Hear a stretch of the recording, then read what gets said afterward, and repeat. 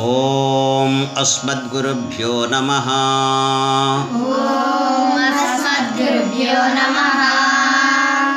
ಶ್ರೀಶೈಲೇಶದಯಾಪಾತ್ರಂ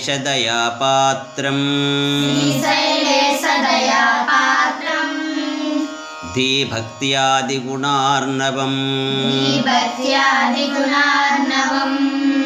ಯತೀಂದ್ರಪ್ರವಣಂ ವಂದೇ ರಮ್ಯಜಾಮಾತರಂ ಮುನಿಂ ಲಕ್ಷ್ಮೀನಾಥಸಮಾರಂಭಾಂ ನಾಥಯಾಮುನಮಧ್ಯಮಾಂ ಅಸ್ಮದಾಚಾರ್ಯಪರ್ಯಂತಾಂ ವಂದೇ ಗುರುಪರಂಪರಾಂ. ಯೋ ನಿತ್ಯಮಚ್ಯುತ ಪದಾಂಬುಜಯುಗ್ಮರುಕ್ಮಾ ವ್ಯಾಮೋಹತಸ್ತದಿತರಾಣಿ ತೃಣಾಯ ಮೇನೆ. ಅಸ್ಮದ್ಗುರೋರ್ಭಗವತೋಸ್ಯ ದಯೈಕಸಿಂಧೋಃ ರಾಮಾನುಜಸ್ಯ ಚರಣೌ ಶರಣಂ ಪ್ರಪದ್ಯೆ. ಮಾತಾ ಪಿತಾ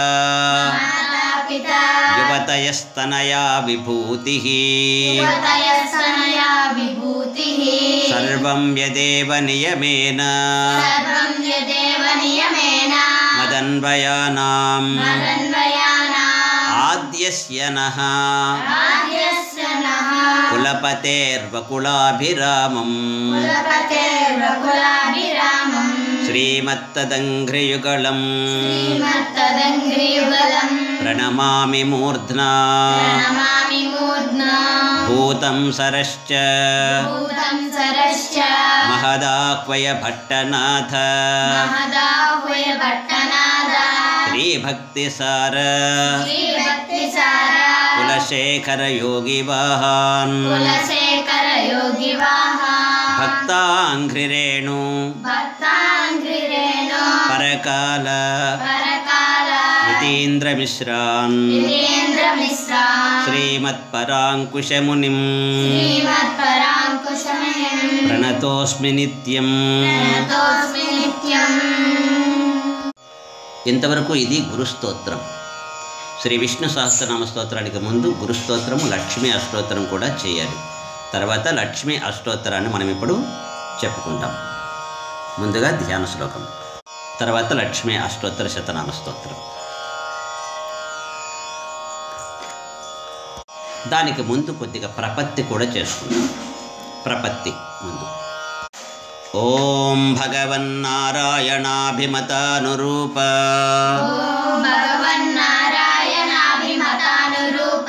స్వరూపరూప గుణవిభవ ఐశ్వర్యశీలాది అనవధికాతిశయ అసంఖ్యేయ కళ్యాణ గుణగణాం పద్మవనాలయాం భగవతీం శ్రియం దేవీం నిత్యానపాయినీం నిరవధ్యాం దేవదేవ దివ్యమహిషీం అఖిల జగన్మాతరం అస్మన్మాతరం అశరణ్యశరణ్యాం అనన్యశరణః శరణమహం ప్రపద్యే. ఇప్పుడు లక్ష్మీ అష్టోత్తరం, అష్టోత్తర శతనామ స్తోత్రం. వందే పద్మకరాం ప్రసన్నవదనాం సౌభాగ్యదాం భాగ్యదాం హస్తాభ్యాం అభయప్రదాం मणिगणैः नानाविधैर्भूषितां भक्ताभीष्ट फलप्रदां हरिहर ब्रह्मादिभिः सेवितां पार्श्वे पंकज शंखपद्मनिधिभिः युक्तां सदाशक्तिभिः सरसिजनयने सरोजहस्ते धवलतरांशुक गन्धमाल्यशोभे भगवती हरिवल्लभे मनोज्ञे त्रिभुवनभूतिकरे प्रसीद मह्यम्।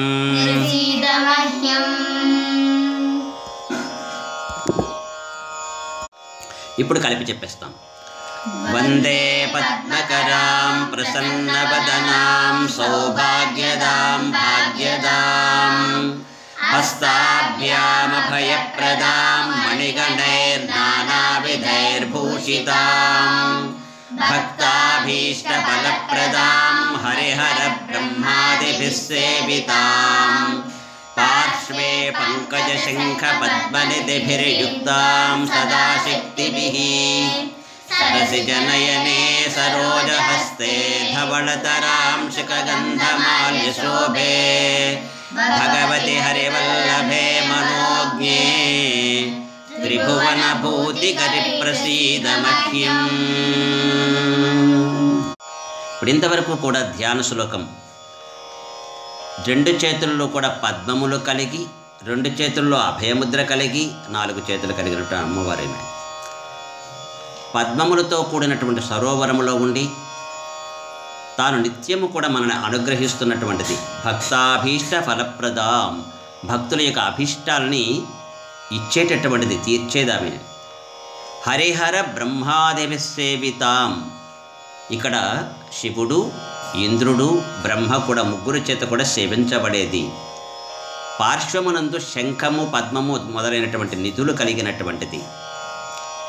చక్కనైనటువంటి పద్మముల వంటి కనులు కలిగినటువంటిది. తెల్లనైనటువంటి గంధము, తెల్లనైనటువంటి చీర, తెల్లనైనటువంటి పువ్వులు చేత అలంకరించబడినటువంటిది. విష్ణువునికి ఇష్టమైనది. భగవతి హరివల్లభే, హరికి విష్ణువుకి ఇష్టురాలు. త్రిభువన భూతికరి, 3 లోకములకు కూడా సంపదలను ఇచ్చేటటువంటిది. అటువంటి ఆమెను మనం ధ్యానం చేస్తూ ఈ అష్టోత్తర శతనామ స్తోత్రాన్ని చేసుకుంటున్నాం. దానిని అనుసంధానం చేసుకుందాం. ఓం ప్రకృతిం వికృతిం విద్యాం సర్వభూతహితప్రదాం శ్రద్ధాం విభూతిం సురభిం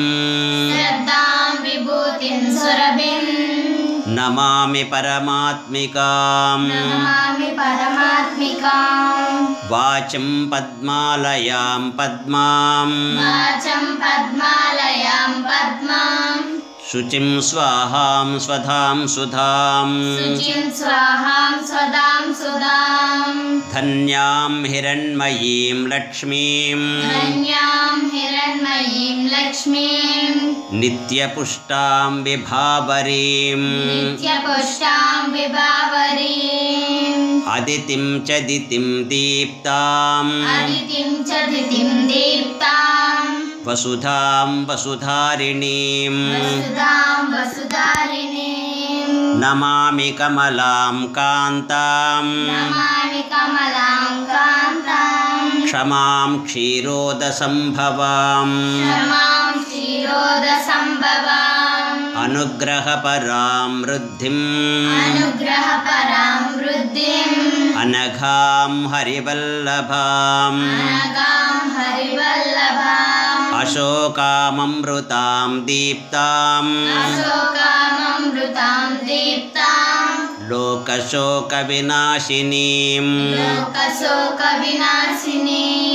नमामि धर्मनिलयां करुणां लोकमातरं पद्मप्रियां पद्महस्तां पद्माक्षीं पद्मसुन्दरीं पद्मोद्भवां पद्ममुखीं पद्मनाभप्रियां रमां पद्ममालाधरां देवीं पद्मिनीं पद्मगन्धिनीं पुण्यगन्धां सुप्रसन्नां प्रसादाभिमुखीं प्रभां नमामि चन्द्रवदनां चन्द्रां चन्द्रसहोदरीं चतुर्भुजां चन्द्ररूपां इन्दिरामिन्दुशीतलां आह्लादजननीं पुष्टिं शिवां शिवकरीं सतीं विमलां विश्वजननीं तुष्टिं दारिद्र्यनाशिनीं प्रीतिपुष्करिणीं शान्तां शुक्लमाल्याम्बरां श्रियं भास्करीं बिल्वनिलयां वरारोहां यशस्विनीं वसुन्धरामुदाराङ्गां हरिणीं हेममालिनीं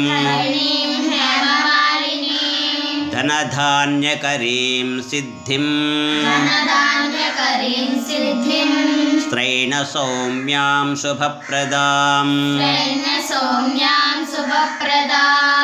नृपवेश्मगतानन्दां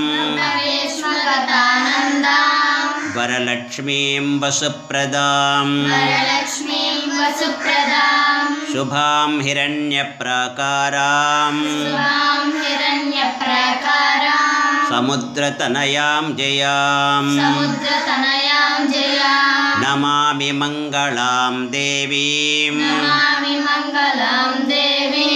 विष्णुवक्षस्थलस्थितां विष्णुपत्नीं प्रसन्नाक्षीं नारायणसमाश्रितां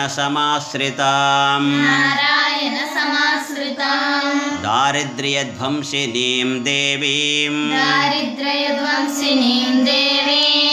सर्वोपद्रववारिणीं नवदुर्गां महाकालीं ब्रह्मविष्णुशिवात्मिकां त्रिकालज्ञानसम्पन्नां नमामि भुवनेश्वरीं ఇక్కడ వరకు లక్ష్మీ అష్టోత్తర శతనామ స్తోత్రం. దీని తర్వాత ఉండేటటువంటిది మళ్ళీ ప్రార్థనా శ్లోకం ఉత్తరపీఠిక. లక్ష్మీం క్షీరసముద్రరాజతనయాం శ్రీరంగధామేశ్వరీం దాసీభూత సమస్తదేవవనితాం లోకైకదీపాంకురాం శ్రీమన్మందకటాక్షలబ్ధవిభవ బ్రహ్మేంద్ర గంగాధరాం त्वां त्रैलोक्यकुटुम्बिनीं सरसिजां वन्दे मुकुन्दप्रियां मातर्नमामि कमले कमलायताक्षी श्रीविष्णुहृत्कमलवासिनी विश्वमातः क्षीरोदजे कमलकोमलगर्भगौरी लक्ष्मीप्रसीद सततं नमतां शरण्ये। ఈ లక్ష్మీ అష్టోత్తర శతనామ స్తోత్రంలో అష్టోత్తరం అంటే అష్టోత్తర శత అంటే 108 నామాలు ఉన్నాయి. 108 నామాలకి సంబంధించి ప్రత్యేకమైనటువంటి ఆరాధన ఉంటుంది. భగవతి భువనేశ్వరి దేవి శ్రీ మహాలక్ష్మి ఏ ఏ రూపములతో ఈ లోకమంతా విస్తరింపచేసింది, ఈ లోకమంతా వ్యాపించి ఉన్నది. విష్ణువు కన్నా ముందే తాను సంకల్పము చేయడం చేతి జగత్తు ఏర్పడింది కనుక జగత్తుకి మూలమైనటువంటిది లక్ష్మీదేవి. ఆమెను భువనేశ్వరి అని అంటున్నాం. ఆమెను స్తోత్రం చేసేటటువంటి స్తోత్రము ఈ లక్ష్మీ అష్టోత్తర శతనామ స్తోత్రం. ఇప్పుడు ప్రారంభం నుంచి కలిపి చెప్పేస్తాం.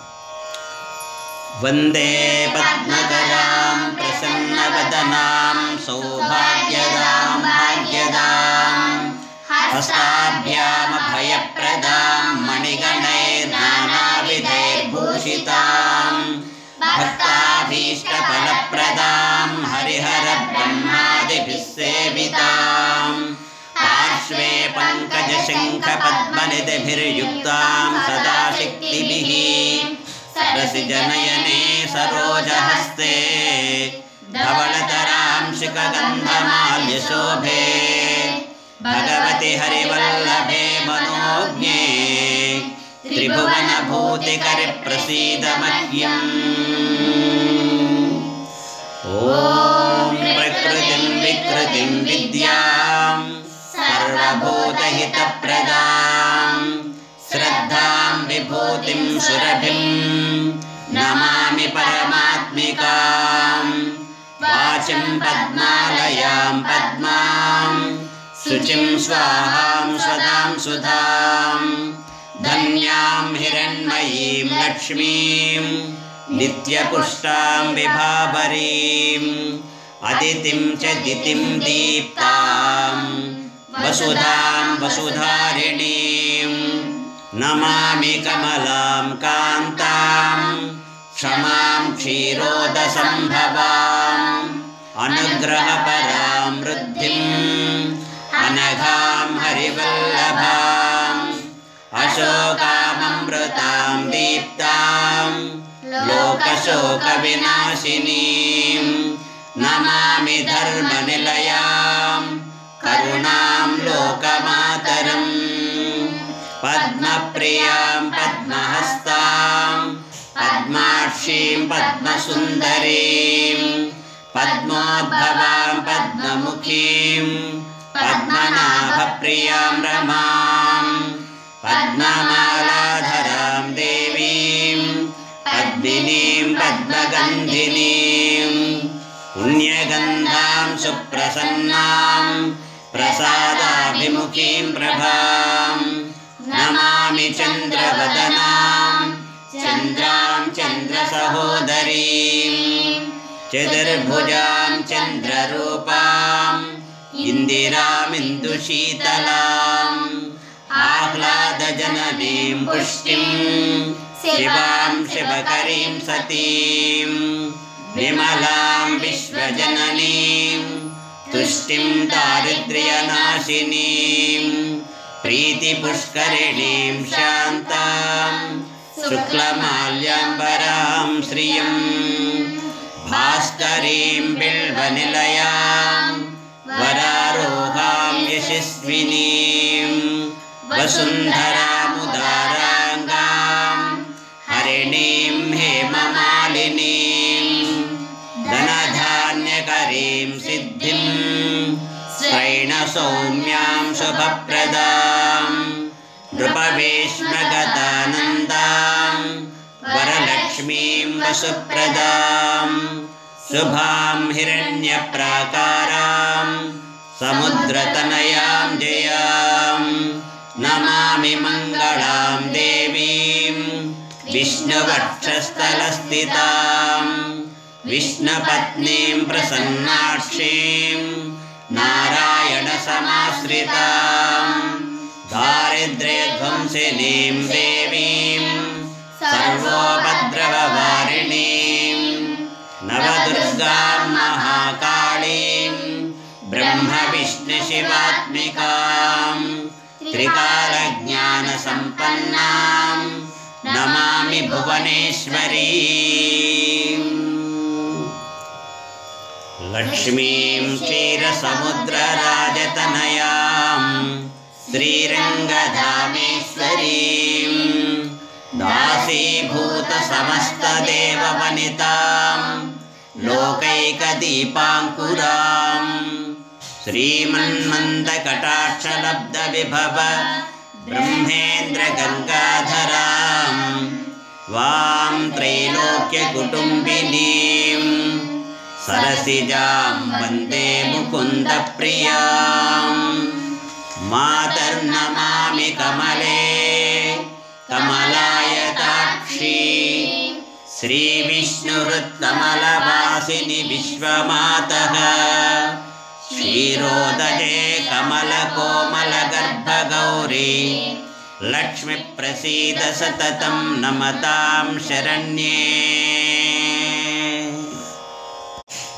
ఈ స్తోత్రాన్ని పార్వతీదేవి అడిగితే మహేశ్వరుడు శివుడు చెప్పినట్లుగా మనకు కనిపిస్తుంది. దేవి సాధు మహాభాగే మహాభాగ్యప్రదాయకం, అనేక భాగ్యాలను ఇచ్చేటటువంటిది, సర్వైశ్వర్యకరం, అనేక రకాల శాసనకర్తృత్వాన్ని, ఐశ్వర్యం అంటే శాసనకర్తృత్వాన్ని ఇచ్చేటటువంటిది. పుణ్యం సర్వపాప ప్రణాశనం, పుణ్యకరమైనది, అన్ని పాపాలని పోగొట్టేటటువంటిది కూడా. సర్వదారిద్ర్య శమనం, సర్వదరిద్రాన్ని పోగొట్టేటటువంటిది. శ్రవణాత్ భుక్తి ముక్తిదం, వినుట చేత భుక్తిని ముక్తిని కూడా కలుగచేసేటటువంటిది. రాజవశ్యకరం దివ్యం, రాజవశ్యకరమైనటువంటిది, సభావశ్యకరం. ఇది గుహ్యతరం పరం శుభం, గుహ్యమైనది, రహస్యమైనది, రహస్యముగా దాచిపెట్టదగినటువంటిది. దుర్లభం సర్వదేవానాం చతుష్టష్టికలాస్పదం, సర్వదేవతలకి కూడా ఇది దుర్లభమైనటువంటిది అని చెప్పి, కిమత్ర బహునోక్తేన దేవి ప్రత్యక్షదాయకం తవ ప్రీత్యాద్యవక్ష్యామి సమాహిత మనాశృణు అని చెప్పి ఈ శ్లోకాన్ని, ఈ స్తోత్రాన్ని శివుడు ఉపదేశం చేసినట్లుగా మనకు కనిపిస్తుంది. త్రికాలం యో జపేద్ విద్వాన్ షణ్మాసం విజితేంద్రియ, ఎవరైతే 3 కాలముల యందు దీన్ని స్మరిస్తూ ఉంటారో, ఈ లక్ష్మి అష్టోత్తర శతనామ స్తోత్రాన్ని ఎవరైతే పారాయణం చేస్తారో వాళ్ళు విద్వాంసులు అవుతారు. 6 మాసములు కానీ అలా చేస్తే విజితేంద్రియ, ఇంద్రియాలను జయించినటువంటి వాడు అవుతాడు. దారిద్ర్య ధ్వంసనం కృత్వా సర్వమాప్నోత్యేతనతః, దారిద్ర్యాన్ని పోగొట్టడమే కాకుండా సర్వస్వాన్ని ఇవ్వగలుగుతుంది, సర్వ సంపదలని కూడా.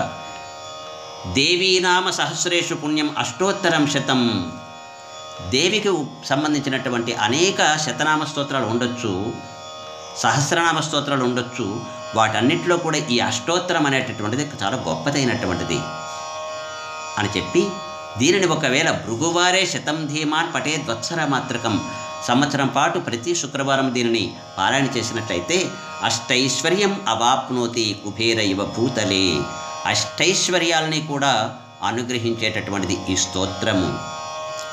దారిద్ర్యమోచనం నామ స్తోత్రం అంబాపరం శతం, దారిద్ర్యమోచన నామ స్తోత్రము అని కూడా ఈ స్తోత్రానికి పేరు. కనుక ఈ స్తోత్రాన్ని నిత్యం పారాయణ చేసి శుభాలు పొందుదురుగాక. దీనిని పారాయణ చేసిన తర్వాతనే విష్ణు సహస్రనామ స్తోత్రం పారాయణ చేయాలి. ఎందుకంటే అమ్మవారి తర్వాత అమ్మ తర్వాతే తండ్రి కదండి. కనుక విష్ణు సహస్రనామ స్తోత్రం పారాయణ చేయాలంటే తప్పనిసరిగా ఈ స్తోత్రాన్ని ముందుగా పారాయణ చేయాలి, తర్వాత విష్ణు సహస్రనామ స్తోత్రాన్ని పారాయణ చేద్దాం. జై శ్రీమన్నారాయణ.